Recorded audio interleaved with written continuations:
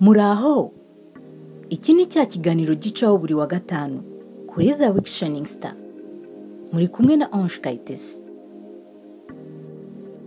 Uyu munsi nanone tugiye kurebera hamwe amazina meza, amazina agezweho, kandi amazina afite ubusobanuro bwiza wakwita umwana w'umuhungu. Umubyeyi mwiza atekerereza ejo hazaza umwana we, amwifuriza ibyiza mu buryo bwose. Aramureberera kuva yavuka kugeza ashaje. Ibyiyumviro by'ababyeyi rero akenshi bigaragarira mu mazina bita abana babo. Ni hahandi uzasanga umwana wavukiye mu bibazo baramwise izina rijyanye n'icyo gihe, ariko iyo yakuze ni hahandi usanga rya zina wamwise rimubangamiye. Ni byiza rero ko ababyeyi bita abana babo amazina meza ajyanye n'igihe, afite ubusobanuro bwiza kandi abifuriza ibyiza. Uyu munsi rero tugiye kurebera hamwe amwe mu mazina agezweho meza afite ubusobanuro bwiza wakwita umwana w'umuhungu. Ubushize twarebye amazina y'abakobwa. Niba utararebye ikiganiro cyaciyeho Friday ishize, wasubira inyuma ukakireba, tukaba turi kumwe 5 Reka twongeye tubibutse ko iki kiganiro cy'amazina gicaho buri wa gatanu. Izina rya mbere wakwita umwana w'umuhungu ni ORSON.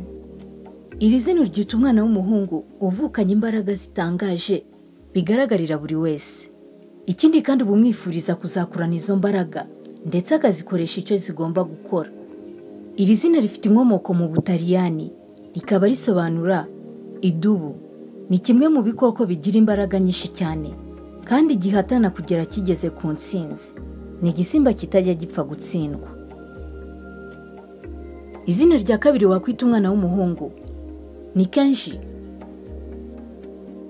KENJI ni izina ryihariye rifite ubusobanuro bwiza cyane wakwita umwana w'umuhungu. Ni izina ritarasakara mu bihugu bya Afurika. Ni izina wakwita umwana w'umunyembaraga, izina wifuriza umwana wawe ko azagera ku ntsinzi ikomeye. Izina rifite inkomoko mu Buyapani, rikaba risobanura umunyembaraga, umunyentsinzi. Izina rya gatatu wakwita umwana w'umuhungu ni WREN. WREN ni izina wakwita umwana w'umuhungu ndetse ukaba waryita umwana w'umukobwa. Uryita umwana wifuriza ko azaharanira kugera kure kandi agakoresha ubwenge bwe n'imbaraga ze kugira ngo abigereho. Uryita umwana kandi ubona ko azaharanira kugera kure, azaharanira kubaka ejo hazaza atagendeye ku muntu wari we wese, ahubwo agendeye kuri we ubwe. Iri zina rikaba risobanura ikinyoni gitoya. Ushobora no kurikoresha nka nickname. Mu gihe umwana wawe wamaze kumwita, iri zina warimwita nka nickname mu gihe umubonamo bwa bushobozi bwo guhatana atagendeye ku bandi. Izina rya kane ni AMADEO. AMADEO ni izina wakwita umwana w'umuhungu umwifuriza kuzarangwa n'urukundo ubuzima bwe bwose, umwifuriza kuzabana neza na bagenzi be ndetse n'abandi bose muri rusange. Iri zina rifite inkomoko mu Butaliyani, rikaba risobanura urukundo rw'Imana. Izina rya gatanu ni ANKA. ANKA ni izina ryihariye, izina ryiza cyane rifite ubusobanuro bwiza wakwita umwana wawe umwifuriza kuzarinda isezerano rye, umwifuriza kutazahemuka, umwifuriza kurinda ijambo rye. Icyo yavuze agomba kugisohoza kandi icyo yagambiriye agomba kugikora uko byagenda kose. Ni izina rifite inkomoko mu Bwongereza, rikaba risobanura ushikamye. Izina rya gatandatu wakwita umwana w'umuhungu ni ALDO. ALDO ni izina ryiza cyane wakwita umwana w'umuhungu, cyane cyane ari imfura cyangwa se ari mukuru. Ikindi kandi iri zina ushobora kuryita umwana wawe umubonamo ubushobozi bwo kuzayobora cyangwa se kuzaba umukuru w'ikintu runaka. Iri zina rifite inkomoko mu Baratini, rikaba risobanura imfura cyangwa se umukuru cyangwa se umuyobozi. Izina rya karindwi ni ALESSANDRO.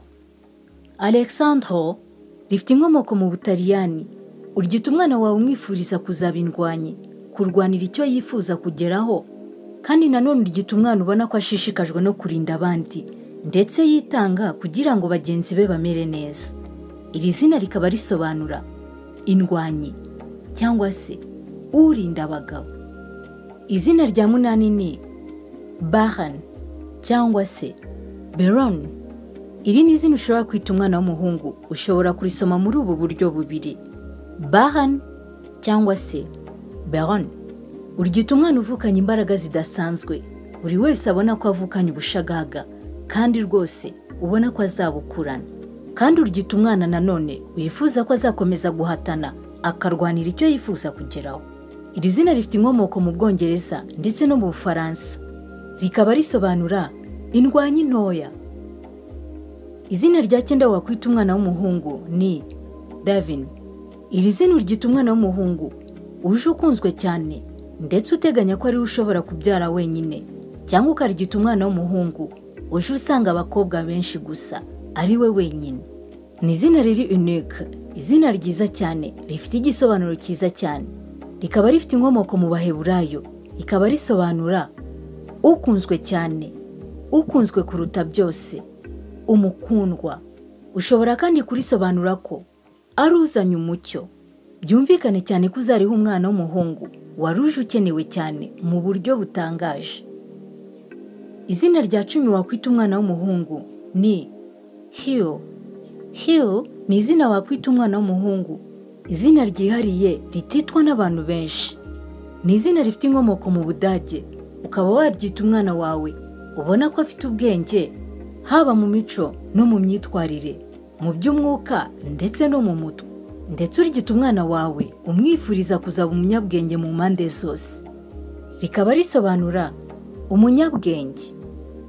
Izina rya 11 wakwita umwana w'umuhungu ni Lex. Ni izina rifite inkomoko mu Bugiriki, rikaba risobanura urinda abandi cyangwa se indwanyi. Izina rya 12 wakwita umwana w'umuhungu ni Levi. Levi ni izina ryiza cyane, ryihariye, rifite ubusobanuro bwiza.